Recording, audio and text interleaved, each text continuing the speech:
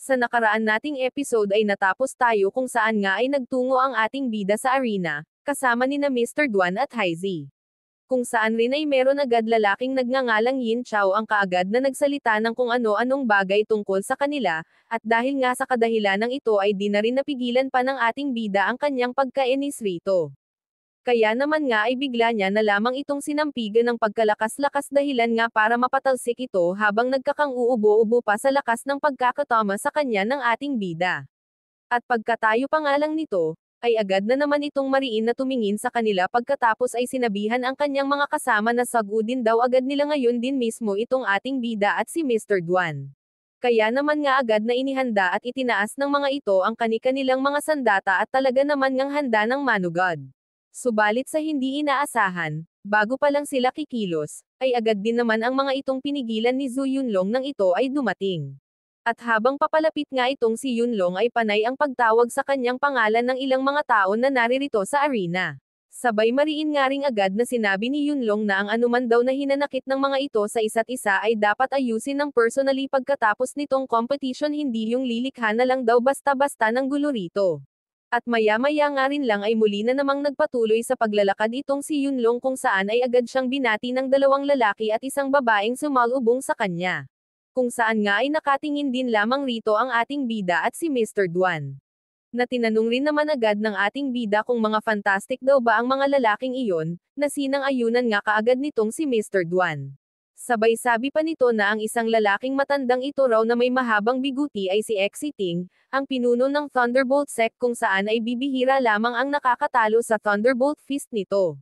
At ang isa namang lalaking ito na medyo bata-batain pa ay si Li Shuqi, ang master ng Chanhei Martial Arts School, kung saan rin ay mahusay ito pagdating sa Wind Spear, na sa tuwing gagamit ito ng spear ay walang sinumang tao na magawang makalapit rito. Kung saan ang babae namang ito ay si Yu Chunmei ang may-ari ng Shuchen House, isang expert pagdating sa mga hidden weapons na kinikilala bilang Thousand Hands Shira, at kahit na isa lamang itong babae ay hindi na rin mabilang pa ang mga powerhouses na nagawa nitong mapatay. Sabi pa rin ni Mr. Duan na ang lahat ng mga ito nga raw ay mga top experts sa Southeast District. Maya-maya nga lang, makalipas ang ilang sandali ay inanunsyo na rin nitong si Zhou Yunlong sa lahat na formal na raw ngayong sisimulan ang competition. Kung saan ang unang maglalaban para sa first battle ay ang Flying Eagles Gang versus ang Wild Sword Sect. At yun na nga bigla na lamang may nagsagupaan na mga kalalakihan, kung saan ay mag-isa lamang itong si Mr. Haizi na kinakalaban ang mga ito, subalit gayon pa man dahil sa may angking galing siyang tinataglay ay tila nga ba napakabaliwala lang para sa kanya na ang mga ito'y mapatamba. At dahil nga sa nangyaring ito ay bahagyang napatigil at nabigla sa kanilang mga nakita sina Yunlong pati na rin ang mga nasa kanyang likuran. Kung saan nga ang matandang si Exiting na ito, ay tila ba napapaisip talagang itinanong sa kay Mr. Lee kung saan nga daw bang grupo nanggang nabibilang itong si Haizi, sapagkat ngayon niya lamang raw ito nakita kaya naman di niya batid kung sino nga ba ito. Na sinagot nga rin naman agad nitong si Mr. Lee, na si Haizi nga raw ay mukhang nabibilang sa miyembro ng small gang na Flying Eagles Gang kung tawagin kung saan ang grupong ito raw ay hindi man lang nakilala para sa mediocre accomplishments na naganap noong nakaraang competition. At ito naman ngang si Yunlong ay bahagya ring napahanga sa ipinakitang kahusayan ni Haizi. Makalipas ang ilang saglit, ay may bigla na lamang isang lalaking nagngangalang Lu Weiqi ang pasigaw at pagalit na nagsalita ng hindi maganda patungkol dito kay Haizi. Sabay biglang lumapit, at kaagad na tumingin ng masama. Hanggang sa bigla na rin lamang itong nagtaas ng dalawang kamay sabay lukso habang hawak ang matalim na espada upang sumugod dito kay Haizi.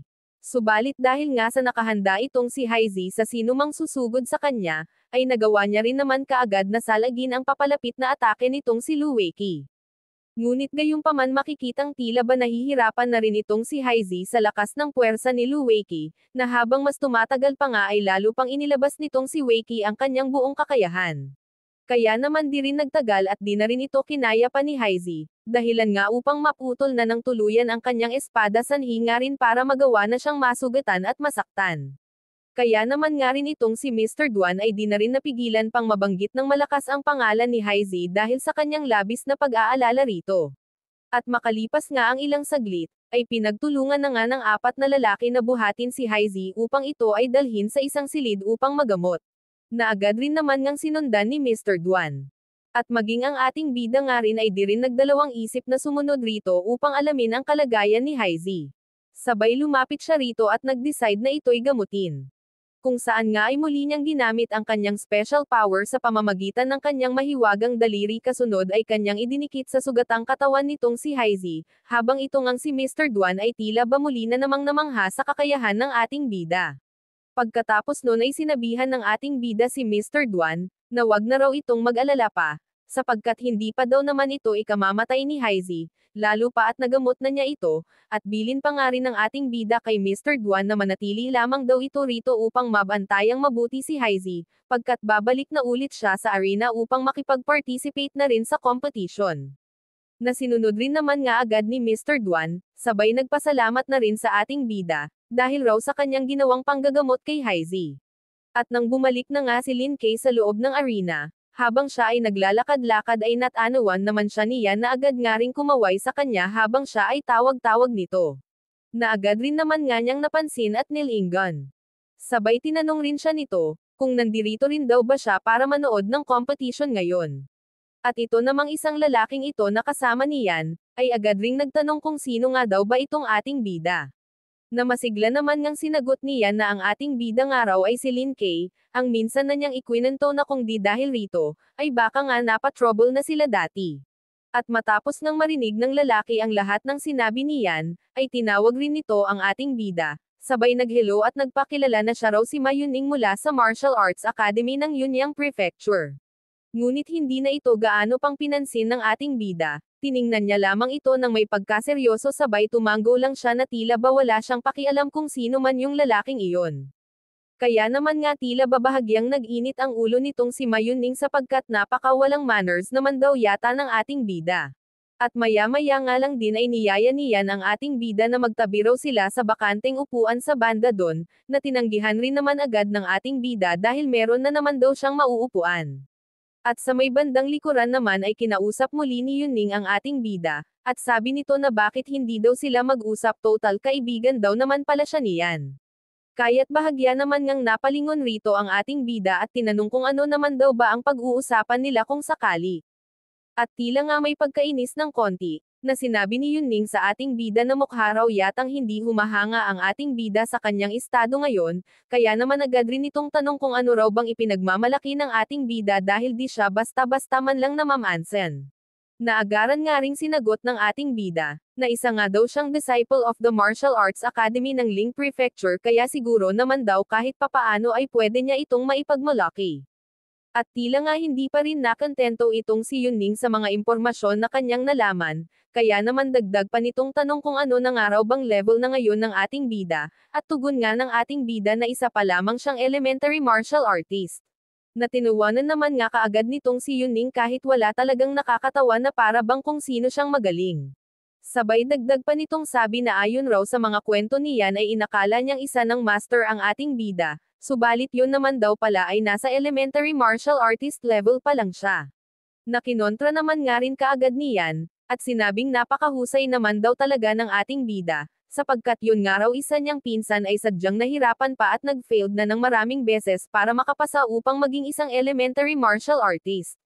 At tila may pagyayabang namang sinabi nitong si Yuning na hindi naman daw talaga mahirap makapasa sa ganon, lalo na sa mga expert na tulad niya, sadya lang raw talagang mahina at walang kakayahan ang mga ordinaryong tao tulad ng ating bida, kaya nasa mababang level parent siya.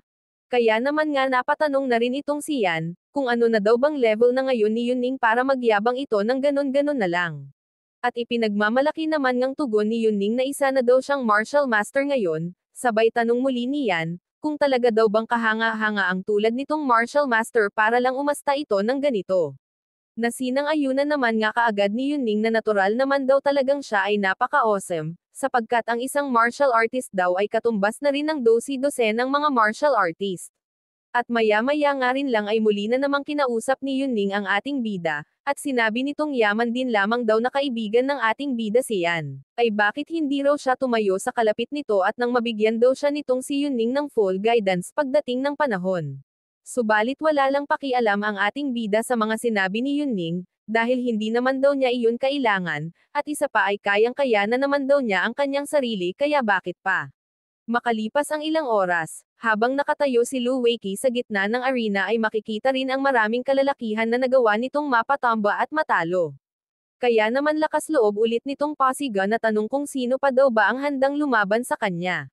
Subalit wala ni isa man sa kabilang bahaging ito ng arena ang sumagot, na tila ba parang mga nanggabahag ang kanilang buntot dahil sa takot.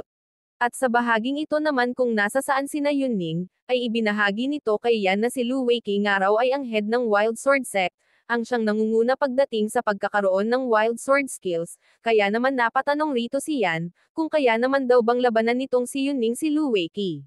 Na may pagmamayabang naman ngang sagot ni Yunning na ang mga amateurs daw na gaya ni Lu Weiqi ay walang panama at hindi kayang lumaban sa mga tulad niyang nasa academy lalo pat isang kagaya niyang martial master na. At makalipas nga lang ang ilang sandali, ay may bigla na lamang isang lalaking tumalon ng pagkalakas-lakas mula sa kabilang dako ng arena, patungo nga rito kay Lu Weiqi upang sumugod.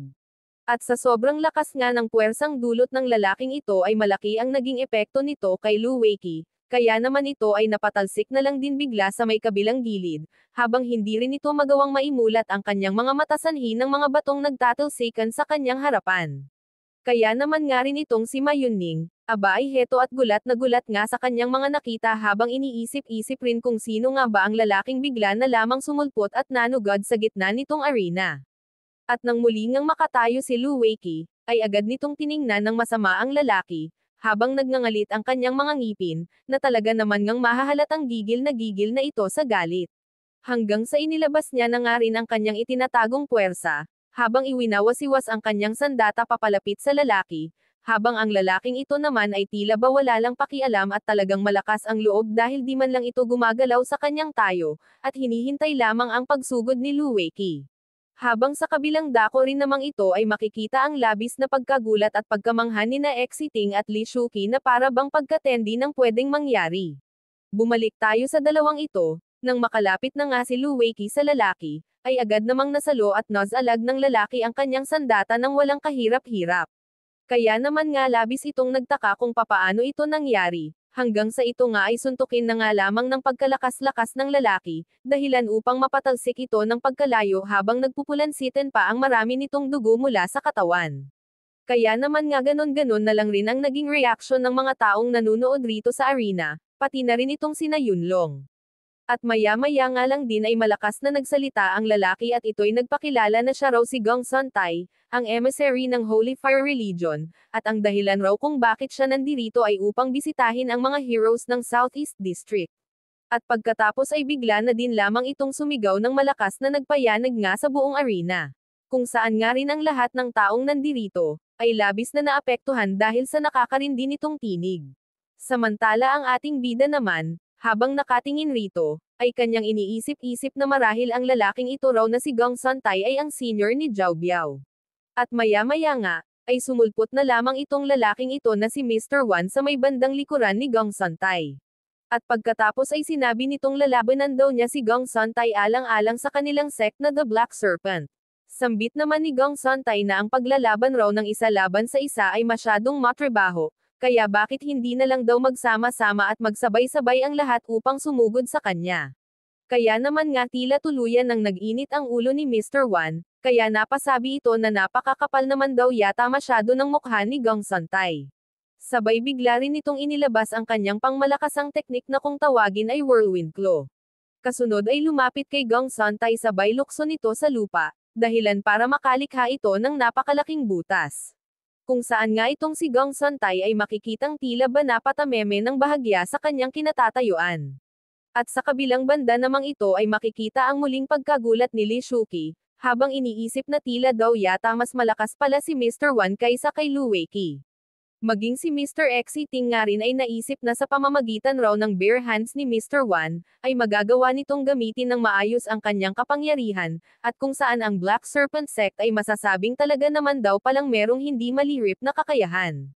At maya-maya nga, ay lumukso paitaas itong si Mr. Wan gamit ang kanyang teknik, pagkatapos ay unti-unti siyang lumalapit kay Gong Sun-tai, at kanyang inilalapit ang dalawa niyang kamay rito. At nang kanya nangang mailagay ang kanyang mga kamay sa dibdib ni Gong Sun-tai, ay bigla siyang nagtaka at napaisip kung papaanong wala man lang naging epekto kay Gong Sun-tai ang kanyang teknik. Habang ito naman ngang si Gongsun ay may pang-asar pang sinabi kay Mr. Wan, na napakahina raw pala nitong masyado, dahil iyon lang ang nakaya nitong gawin.